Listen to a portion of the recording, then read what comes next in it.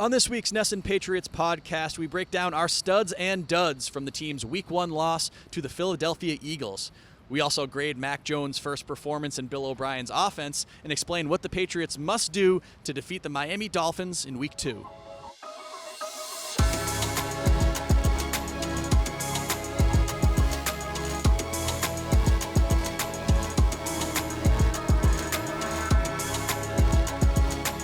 Hello and welcome into the NESN Patriots Podcast. I am Zack Cox, joined as always by Dakota, Randall. We are outside Gillette Stadium. You see the whole brand new facade behind us. We saw all of this in action for the first time this past weekend. We saw the new lighthouse, the new what was the term for it? The keeper of the light with Tom Brady ringing a bell. What were your thoughts on that whole pregame situation? It looks like the Patriots they're trying to do like a Seattle Seahawks 12th man thing, or was it Kansas City has the beating the drum? What'd you think about that whole setup? I missed when they said keeper of the light. Because I was outside watching it, not in the press box, so I couldn't hear things too well. But I don't know, maybe I'm corny. Like I think as I've gotten older, I've gotten a little lamer and like a sucker for corny stuff like that. Like I thought it was cool. Like I like the bell thing. I hear people that say it's kind of a small rinky-dink bell. I think there's probably a case to be made for that. But, like, I don't know. It's fun because it could lead to maybe, like we have with the Bruins, where, you know, before playoff games, we're all speculating who's going to raise the fan banner, who's going to ring the bell. You know, this weekend it feels like maybe an obvious choice to be Devin McCourty because it'll be the Sunday Night Football crew. Maybe they do that. It's just a guess. So I liked it. I liked...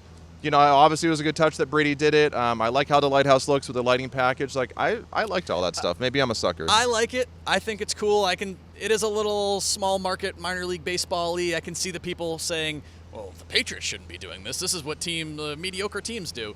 Patriots have been a mediocre team for a good while now. My one critique is what you mentioned, the rinky-dink bell. They, like, rolled this thing out. It's like yay high. It's maybe a foot or two high. It looked like they were like, all right, cool, yeah, we're going to have this bell. It's going to be all ready for Week 1. And then they had to scramble at the last minute and go down to, like, some antique store and buy the bell. That's my one constructive criticism. Get a better bell. Get a bell that at least looks like it should be there. Yeah, I wonder if it's because they don't want to permanently have it bolted out onto the observation deck, which is open to the public. Like, maybe they're worried people will deface it or something. Like, I don't know. It's got to be something to do with that because, yeah, you're right. It is kind of awkward rolling it out every time, but... It could be kind of cool, though, seeing who they'll have as it's basically like the fan banner captain thing for the Bruins now. I would expect you'll see some Celtics players, some Bruins players. Yeah, let's get Patrice Bergeron here. Yeah, get Patrice Bergeron. A few weeks from now. Get Milan Lucic back here. You can get some good names there. See, everyone's going to hate on it and make fun of it, but deep down, I mean, you only got one trip on this planet. Like, it's okay to like some corny stuff. Like, this is cool. I think it's fine. It's kind of cool. Another small critique, it is really high up. See, I like that part of it because it's like, it looks kind of like this, I don't know, but it's so up there and far away that it kind of looks like this big separate, big time thing. I don't know. I like that is true. Part. And you do have the enormous jumbotron right beneath it, so you can actually get a good look at what's going on up there. But let's get to the actual game itself. Patriots 20, Eagles 25. Or I should say Eagles 25, Patriots 20. I hate when people do that weird reverse score like that. It was, I think, a game that was closer than a lot of people would have anticipated. But we were right. We were right. I thought it was going to play out very similarly to Brady's return game back in whatever that was, 2021. Patriots give it a game. They put a scare into a much more talented opponent, and then they end up losing right at the end, which is what happened. Which we don't need to get too far into the nitty-gritty of the game because it's already 3 days removed from it. But I think there are really two kind of paths that you can take when you're evaluating this game. You could say, wow, even though they didn't win, Patriots offense looked substantially better than it did last year. It seems to be certainly moving in the right direction under Bill O'Brien. And the defense was legit, basically shut down one of the best offenses in the NFL, only allowed 1 touchdown and 4 field goals to this really talented Eagles team that ranked, I believe, 3rd in the league in scoring last year. That's deep field goals, too. I mean, they were long field goals. These weren't like chip shots. I think it was like a 51 and a 48-yarder. The Eagles were not able to do much of anything offensively against this Patriots defense. So that's the optimistic view. That's the glass half full view. The pessimist view is, cool, all right, we've been seeing games like this for years now, for 3, 4, 5 years, where the Patriots are talented enough and well coached enough that they're able to keep it close against some of these high-end teams. You don't see them get blown out very often, but you also don't see them finish these kind of wins against a high-quality Super Bowl contending level opponent. And obviously you had Tom Brady watching from Robert Kraft's owner's box in this game, and you look up and you say, if the Patriots have Tom Brady in this game, they clearly win, and they probably win relatively easily. They had a couple chances to win at the end. They weren't able to do it. Coming out, which side of that kind of argument do you fall on? Yeah, it's tough because I think this is one of those situations where two things can be true at the same time. On one hand, I think this is more of a legitimate moral victory than some of the other ones we've talked about in the past. And I hate that term.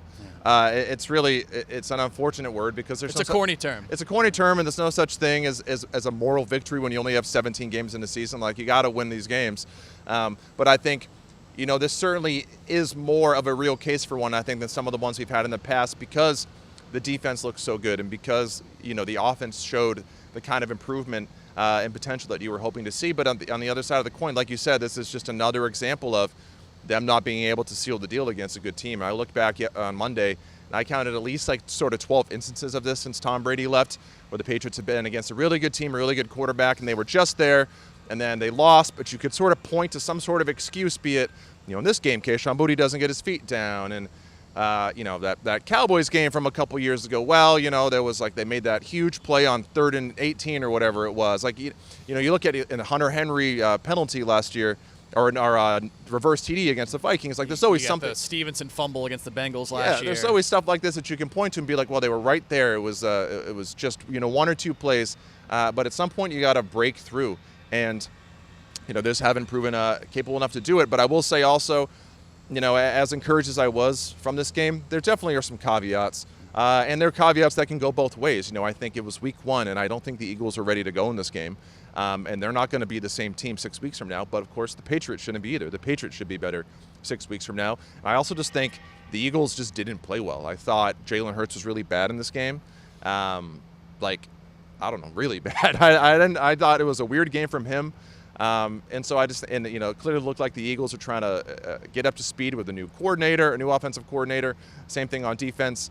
So it was just sloppy from them. And even Nick Sirianni afterwards said he will probably try to revisit things and play the starters in the preseason, maybe practice more. So I think caveats to all of it, but I know it's a cop-out, but for me, I think both things can be true. It was a good moral victory, but also I'm done hearing those. At some point, they got to win these. Yeah, basically all of the kind of reasons for why the Patriots can win this game that we laid out last week, I think almost all of those affected the Eagles in this game. The fact they didn't play any of their starters in the preseason, the fact that they had a new offensive play caller, a new defensive coordinator, the fact that the Patriots were essentially able to prepare for this game for 4 months. Yeah, I think they came out the defense looked with a unbelievably really prepared. good defensive game plan to limit a lot of the things that the Eagles like to do.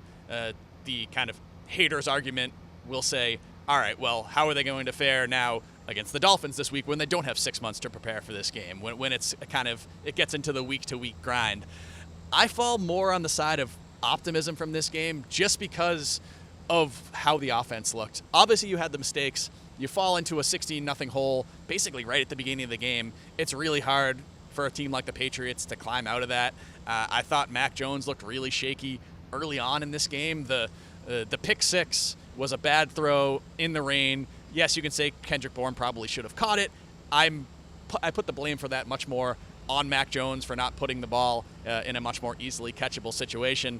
Then you have the Ezekiel Elliott fumble the next play, his first fumble since 2021, so his first fumble in 2 full seasons. Then instantly you're down 2 scores before the end of the first quarter against a really good team. But from what I saw from the Patriots offense, the rest of the game, after they went through that streak where they had, I think, 3 straight 3-and-outs, you saw progress. You saw a unit that looked respectable, looked professional. It was all the same things we were saying back in training camp, that you didn't come out of this game saying, Jesus, what are the Patriots going to do on offense? I mean, this defense is going to have to win them every single game this season. The Patriots were down 3 of their most important offensive players, both starting guards and Devontae Parker, and they were able to come within they were able to get to a situation where they should have beaten a team that was just in the Super Bowl last year and returned most of its players. So I look at it from an optimistic lens to say if the Patriots get those guys back, they should be able to be in every game this season. But then it does come down to that fact that eventually you're going to have to see them win a game like this. And when's the last time they did win a game like this? Was it the Buffalo game in the wind a couple years ago? Which doesn't count. Which doesn't count because Right. there was 70-mile-an-hour winds. Seemingly every win that they've had like this, even the Ravens game during the Cam Newton season, that was a monsoon at the end. Wait, I know you looked back at this for a story the other day. When was the last like really good, hard-fought win that the Patriots had like this over a kind of high-quality opponent that wasn't missing a bunch of players or having some sort of other circumstances hurting them? Yeah, I don't know. I think you'd have to go back to Brady's last season. I think it depends on. You could point to a couple wins over the Chargers where they've blown out the Chargers, depending on what Chargers stink, though. That's what I say. Chargers stink, and those games weren't close. It's not what we're talking about. We're talking about a grinded-out game against a good opponent where you really have to earn it. And I don't know. I'd have to go back probably to 2019, and even then, they beat the Cowboys that year, right? But it was a rain. I think that was it was a rainy game. And even still, and that it was a not impressive game. The offense was terrible. Yeah, it was another sad Tom Brady post. When you had Tom Brady, you didn't chalk those up as like quality results. Oh man, you grinded it out against a good team. You're like, cool. That's what the Patriots have always done. That's what they were supposed to do. It wasn't remarkable back then. I can't. I mean, maybe there's an obvious one that's eluding you'd have to me. go back to 2019. Yeah, there is no game where you came out and said, wow, the Patriots played a full-strength, quote-unquote, better team, and they were able to win a hard-fought game. So they're going to have another chance to do that this weekend against Miami, who we'll get into later. But, eventually you need to flip that switch, and you need to turn these from close losses, moral victories, to actual victories. Yeah, I think, the one other thing I would add is, I think what's frustrating is I think – by and large, the Patriots were the better team on Sunday. They had more first downs. They had more total yards. They were better on third down and fourth down, like across the board. They had 2 more penalties, I think. But outside of that, I looked at it. They were better on both sides of the ball. I think that's a fair statement. They had the 16-0 hole, but it was the pick 6 and the fumble. I think the Patriots were the better team, but they lost. And I think there were a lot of times here the last few years where you can say, I think overall the Patriots actually were the better team, but they found a way to lose, which is obviously the reverse of what they did for so long when Tom Brady was here. And then one other note that I would add, though, and that's why I'm sort of on the negative side of this, because I just think you can't keep being the best team on the field and finding ways to lose. That's not sustainable. It's not. You can't sustain losing, obviously. But I would say, the other thing that I thought, one other side note for a positive here is, I think maybe what you saw in this game too was what it looks like when Bill Belichick is freed up to focus on the defense again. Last summer and all year, obviously he had to devote so much of his brain power toward the offense because it was such a mess. This looked like to me like he was able to say, Bill O'Brien, you handle the offense. I'm going to go back to my bread and butter and focus on defense. And the end result was, I think, a Patriots defense that was like incredibly prepared, not really any glaring mistakes, and played one of the best all-around games against a good opponent I've seen from them in a long time with no caveats. Like, I can't point to anything where I'm like, well, other than the fact that the Eagles didn't play well and I thought Hurts was bad. But I thought, you could look at this and think, if you were wondering, is this the year the Patriots defense kind of takes a step and proves that they're good not just against bad quarterbacks? I think what you're hoping for is having Bill Belichick freed up to focus on defense again will make that difference, and this is a sign that maybe it could. Yeah, and that was always an issue for them, really going back the last couple of years. They would beat up on these bad teams, but when you play a full-strength offense with a high-caliber quarterback, you didn't really have the results. That was clearly the case in this game. I know they lucked out on one late deep ball to A.J. Brown, but other than that, and that one ended up getting overturned by a coach's challenge, there really weren't any big plays in this game. Jalen Hurts didn't kill them with his legs like so many other mobile quarterbacks have been in the past. So, overall, I think you have to be really encouraged with this Patriots defense. But let's move to the offense, because obviously that was the number one question mark, the number one storyline of this entire offseason. The offense as a whole, and Mac Jones specifically, was Bill O'Brien going to be able to, quote-unquote, fix Mac Jones, put him back on the proper track? And in this first game, we're going to talk about grades for Mac Jones. How would you grade Mac Jones' performance? I did my report card yesterday. I gave him a B-. There was obviously some issues. It was not a perfect game. He had the throw that we talked about earlier that ended up in the pick six. He had a couple of other ones where his timing wasn't quite right, his ball placement wasn't quite right. I thought he was pretty erratic early in this game, but he came out and basically said this loss was all on him and it was all his fault because all of his teammates played well and he played terribly and that's why they lost. I don't think that's true. I think overall he played a pretty good game. This was the first time in his career that he threw for 300-plus passing yards and threw 3 touchdowns. So statistically, this was one of the better efforts of his career. Obviously, there were some situational issues when you get the ball twice around midfield in crunch time and you can't score on either of those drives. It's always going to come back to the quarterback, even if the quarterback wasn't directly to blame for those. But overall, what's your grade for Mac in this game? How do you think he did overall? So 2 things. One, my grade is a B, and no higher simply because at the end of the day, 5 or 6 drives in the second half, and a lot of them started with good field position, and he only got 1 touchdown out of that. You scored 20 points despite reaching the red zone 5 times. I think that's the first time that's happened for a Patriots team since 2013. Yeah, and so, again, it's not all on the quarterback, but some of it is, right? And I think, again, it definitely was rough early. It's hard for me to, tell how much of that had to do with the weather. I think, personally, the whole team, especially in offense, looked pretty tight at the beginning. I don't know if it was the Tom Brady stuff or just pressure, the environment, the Eagles, they are human beings at the end of the day. I thought they all kind of looked a little tight, and it took a little bit for them to kind of find themselves. But I think once Mac did, I think he did a really good job. I thought he made some outstanding throws. And I think some of the failures on those drives in the second half, I have a hard time blaming him. I mean, Kayshon Boutte not being able to get his feet down. It looked like Juju Smith-Schuster ran a wrong route on that big 4th and 3. There was a ton of pressure in this game. I know a lot of us came out of this game and thought, wow, you thought it would be a lot worse on the offensive line. But the reality is it actually was pretty bad. It wasn't great. It was 40% pressure, I think I saw was the stat somewhere. That's way, way too much. I think the 2 rookie guards who were starting, Antonio Mafia and Sidi Sow, and them combined with Calvin Anderson, who is not a right tackle by trade and didn't practice at all in training camp. Those 3 players gave up 17 total pressures, I believe.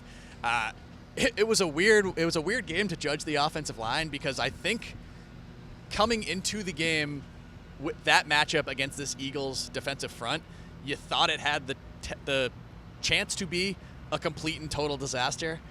I don't think it was a complete and total disaster. I think the group actually played better than expected, but better than expected and good are definitely 2 very different things. Yeah, they did. And I think a lot of that was Bill O'Brien scheming around a bit. A lot of quick passes. It's the Bill O'Brien effect. Yeah. Having Matt Patricia's offense with this offensive line, that would have been real bad news. Yeah, I agree. But I still think, and I dock Mac points for, the interception was bad. He almost threw another pick to Kendrick Bourne. The ball stayed up there way too long on that deep pass. He almost got picked off on a screen. So there were some bad plays from him. So I can't give him any higher than a B. But I thought he really made some great plays and stepped up in the second half. But the other point I wanted to make, and the reason I don't go much lower and why I wouldn't start getting into C or anything like that, is because I've heard sort of this narrative the last couple of days about how, at the end of the day, this does all fall on him because, this is time and time again. They've been in these games that we were talking about where they haven't been able to find a way to win, and he has been in these spots time and time again, and he hasn't done enough to help them break through and get a win against a good opponent. And I do think, in totality, that is true, and ultimately the quarterback has to find a way to get the job done. But I do think it's unfair because he has been good in the past. Yeah. He was good enough in that Cowboys game when the defense gave up the 18 yards on 3rd and 19 and then cratered in overtime. He was good enough in the second half of the Bengals game last year, even though he was terrible in the first half. But he was good enough in the second half. He didn't fumble that ball.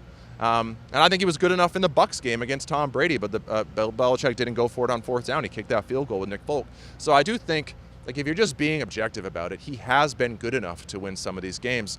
So I think to treat it all like, Max had all these opportunities to win these big games and he hasn't gotten the job done, I think is sort of a disingenuous way of looking at it because I do think he has been good enough to get it done. But as far as this game is concerned, again, not to be a cop-out, I think it's a little bit of both. I think, he was good enough. I don't blame him for the way it ended with, I think, Juju Smith-Schuster running that bad route on 4th and 3, Boutte not getting his feet down. But overall, the fact that the offense only got 1 touchdown in the second half despite a lot of good field position, I do put on him. So those are some points that I dock from him. But I think overall, give him a B. Yeah. Non-Mac Jones, 3 up, 3 down from this game. We'll go up first, and then we'll go down. I'll give my 3. You can give your 3. My 3 up, non-Mac Jones division, Keon White. I thought he looked awesome in this game. He was as disruptive, if not more so, as he was in that preseason game he played a couple of weeks ago. And in that game, he was going up against backup Houston Texans offensive linemen. This game, he was going up against 2 of the best tackles in the NFL, and Lane Johnson and Jordan Mailata, and had wins against both of them, was getting after Jalen Hurts basically the entire game. I think of the Patriots rookie class overall, there were a lot of quality performances, I think, from those first-year guys. They dressed 11 rookies. Yeah, dressed 11 rookies for this game. They all saw snaps. All of them saw snaps. And I think of that whole group, Keon White was the most impressive to me. I think they really have something with that second-round draft pick. I think he might be starting over Dietrich Wise by midseason. He's a beast. I mean, he looks better. Yeah. Maybe not against the run, but I don't know. I think it wouldn't be surprised if he's starting somewhat soon. He's going to be a definite impact player for them this year. Number 2 for me, going to another defender, Jabril Peppers. The guy was a useful player for them last year, played a lot on special teams, was their 4th safety, kind of a depth guy as he was working his way back from an injury. He played almost every snap in this game. I think he was at something like 88%. He was essentially their number 1 Devin McCourty replacement, and I thought he was great. He held up well in coverage, had some great hits, which is really his bread and butter. Started bad on the first drive. He had that bad angle he on did the Hurts scramble. It was one of the only kind of chunk plays for the Eagles in this game. So it wasn't the greatest start for Peppers, but he really atoned for that. He was the one who forced the fumble by Hurts in the 4th quarter to give the Patriots one of those final 2 drives. And it was, I think we thought we were going to see a lot more rotating from the Patriots safeties, and we saw that a little bit, but it was basically, at least in this game, Kyle Duggar and Jabril Peppers as their top 2 options there. Then a very big gap before you got to Adrian Phillips and Jalen Mills. Again, that could change. The Patriots defense does tend to change by the week, but this is a guy that Belichick hyped up a lot during the spring and summer, and I think this was a very strong debut for him. And then final up for me, Kendrick Bourne. He's 3rd on my list because this was not a perfect game for him, as we mentioned before. You could make the argument that he probably should have made a better play on that pick 6. Again, I put that more on Mac Jones than on Kendrick Bourne. Dropped the 3rd and 12. The 3rd and 12 was the bigger one for me.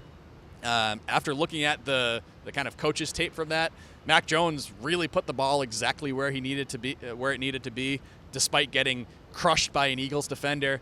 It would have been a tough catch. It wasn't like he dropped a gimme there, but it really did hit Kendrick Bourne basically right in the chest, and he wasn't able to convert that. If he does, gives the Patriots a 1st and 10 or 1st down at around the 9 or 10 yard line. Really good field position. They ended up not scoring on that drive, not scoring in the next drive. So that was a missed opportunity. But other than that, I thought he looked much closer to 2021 Kendrick Bourne than he did the version of himself last year. 2 touchdowns, 6 catches overall, 64 yards, a lot of real big important plays. I thought he was the Patriots' best playmaker in this game. And the fact that he and Hunter Henry were sort of back closer to the level that they were 2 years ago, I think that's a great sign for the Patriots offense. Bourne looks like their number 1 receiver right now, based on what we saw in this game at least. Yeah, I thought there were a couple route running issues that he had too, but I think that's kind of like par for the course for him. That pops up in every game that he plays. But I think overall, he's incredibly important to what they want to do, because in a world where you have no idea what Tyquan Thornton ever is going to provide, if he'll ever provide anything, you need someone to provide speed and playmaking, especially with, Demario Douglas isn't quite ready yet. That's got to be Kendrick Bourne, and he did that in this game. And I thought he looked really good, absolutely. And Mac clearly likes throwing to him. It's important for Mac Jones, any quarterback, to have a couple pass catchers who they really trust. And that looks like Kendrick Bourne, and also the first player on my 3 up, Hunter Henry, who you mentioned. I forget his stats, like 6 for 60, something like that, and a touchdown. 6 for 55, something around there. Yeah. Either way, a lot of contested catches too. He had the one-hander. Yeah, the one-hander was, one of the best plays of the game. Just a really solid game for him. He's, I think Mac Jones, pound for pound, most trusted target, most reliable target, especially when they need to get, 7-8 yards or so for a 1st down. First-time captain, knock on wood for him. I'm knocking on my knee in cement. That's not wood. But anyway, find some later. He hasn't missed a single game since he joined the Patriots, which I still can't believe we're saying now into the third year of his contract. I think just another really good game for him. Number 2, David Andrews, the best player on the Patriots, at least on offense. Maybe the most, you're a little hot taker here, maybe the most underrated player in football. I would say he's the most underrated player on the Patriots. On the short list, because I think you can make a strong case, like top 2-3 centers in all of football. He was excellent in this game. I don't think he gave up any pressures or any bad plays, despite going up against maybe the best front seven in all of football, and most importantly, being flanked by 2 rookie guards that he had to give a lot of extra attention to. For him to have a clean game, I think was amazing. Continues just to get not nearly enough love in this town. I get it because he's the center. Like, it's not the sexiest position. But I thought he was excellent.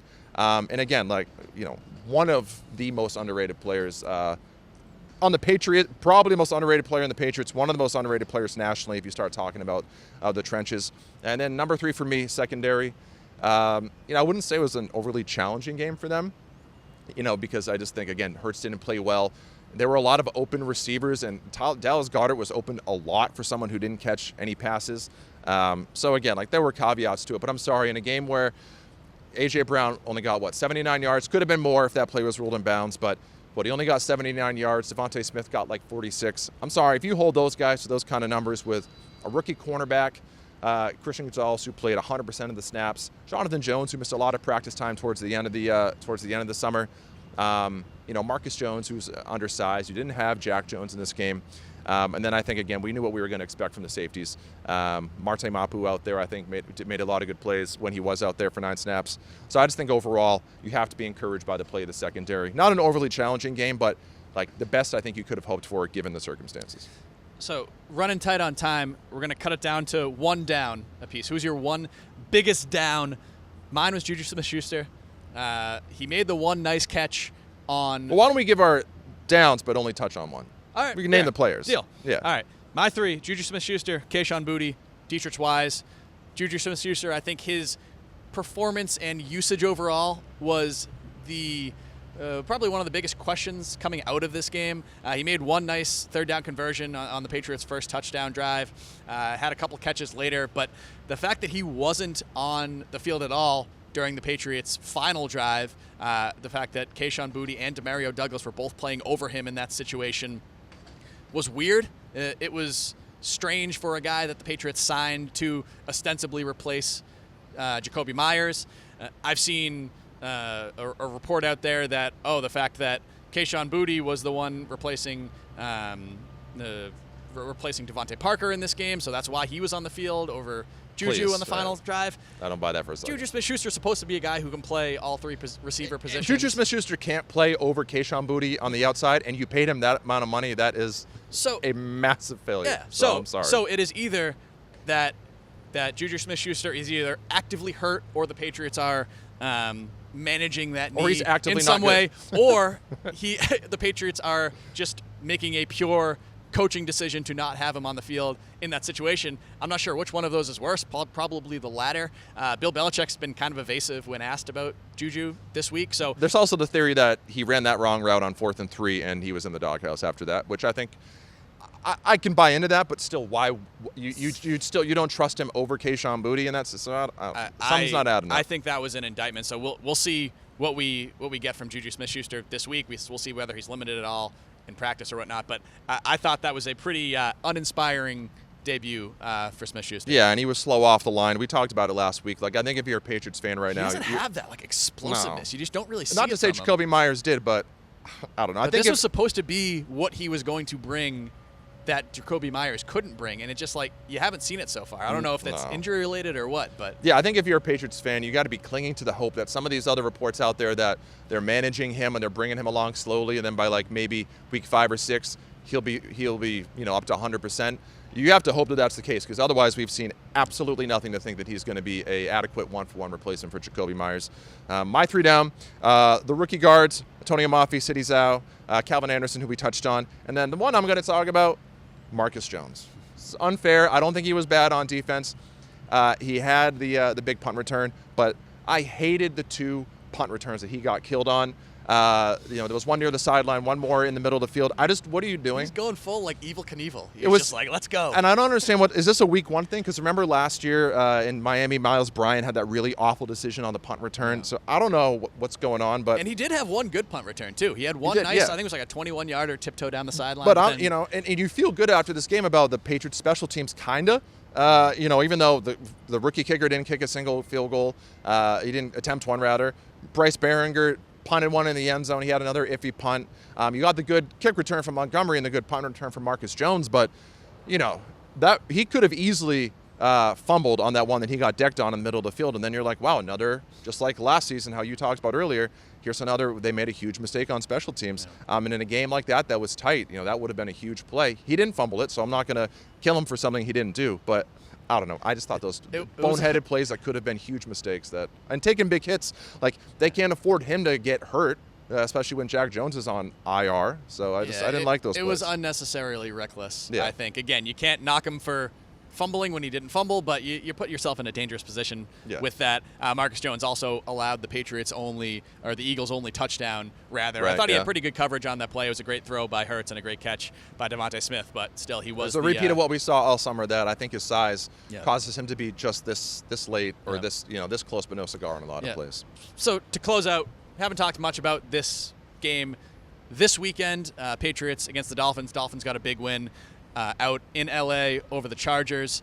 It was a shootout. It was 36-34 rather. I thought Tua Tagovailoa looked really good in that game. The Dolphins offense overall was certainly electric, but not the greatest debut for Vic Fangio's highly touted new Miami defense. But we'll keep it quick here. One key to this game for the Patriots as they welcome Miami here on Sunday night. Run the ball. Old school Patriots game. Run the ball, control the clock, keep the ball out of the opposing offense's hands. The Dolphins gave up, I think, like 240 rushing yards to the Chargers. So I'm sorry. I mean, the Patriots, that's your formula right there. I think the Patriots have a better backfield. I know Austin Eckler's a good player, but I'll take Ramondre Stevenson, Ezekiel Elliott, and I thought Ty Montgomery showed a little bit of juice in this game too. I think run the ball. Mac Jones, he had 56, 54 pass attempts 54. In this game. Career high, I believe. Let's keep that more around 28 in this game. Let's run the ball a lot. Keep it away from the Dolphins. Control the pace of the game. Set up play action, which I think is really where Mac Jones shines. I think that's the formula. Run the ball and don't stop.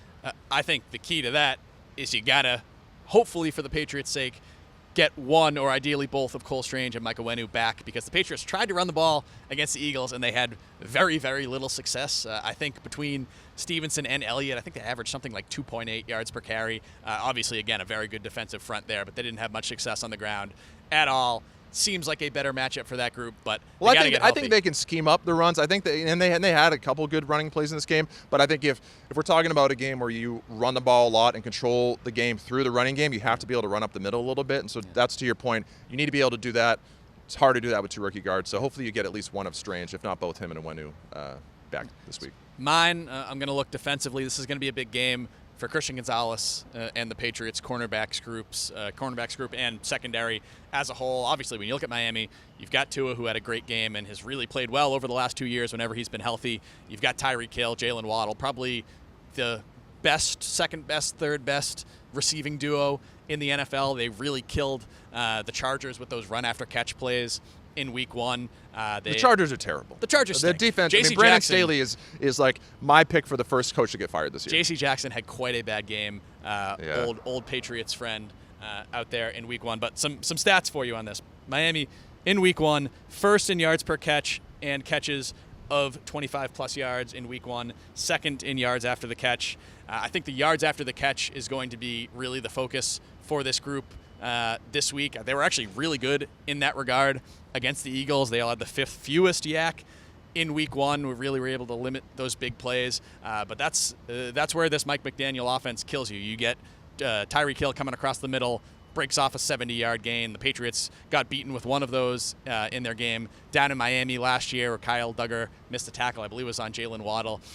And again, as we've talked about, this is a Patriots cornerback group that doesn't have all of the horses. They don't have Jack Jones right now. Christian Gonzalez played every snap in week 1. I thought he played well. I thought overall it was a good debut, but it wasn't perfect. He did allow, I think it was like 7 catches for 70 yards. Not a terrible performance by any means. I thought there was much more good than bad, but this is probably the toughest challenge that he's going to face, at least early in the season, where you've got elite level receivers on both sides of the field. He's going to be having to cover either Tyreek Hill or Jalen Waddle on almost every snap in this game. So, it's going to be, I think that's a matchup that could decide this game, because I still don't know if the Patriots are a team that can just go out and win a 36-34 game. Right, and so actually, to that point, I think we talked last week about how is this going to be the game the Patriots finally beat an opponent that scores over 25, and the Eagles scored exactly 25, so the streak continues. I think they have not done so since before they drafted Mac Jones. Yeah, so I think one other point I'll add to that, I think a big key to this game, it's going to sound obvious, tackling. Yeah. Because I do think the Patriots are going to generate pressure in this game. I don't think the Dolphins' offensive line is any good. By the way, Isaiah Wynn is their starting left guard. So I think the Patriots will generate pressure, and I think the Dolphins, as a result, with Tua, will do a lot of quick games, a lot of quick passes, a lot of these sort of wide receiver screens to Tyreek Hill, a lot of this motion stuff. So it's going to be on the Patriots cornerbacks and safeties to tackle and not let them break off some of these big run after the catches. I think it might be a big game for Marte Mapu, especially if the Dolphins are going to try and run some of these crossers where, hopefully they get like Tyreek Hill running with Jelani Tavai or someone like that. I don't think the Patriots want that to happen. Maybe they have Marte Mapu fill that kind of role. So I think it's going to be a big game for the safeties and really test this positionless safety depth that the Patriots have built for themselves. I think this is an ideal game for that. Yep. Random note that I found while I was researching this, I mentioned that the Dolphins were second in the league in yards after catch in week 1. You know who was the first? I know because you tweeted it, but the Patriots. Patriots. Yeah. I would not have expected that. That's not what I came out of the of week 1 realizing, but that's something they really struggled at last year.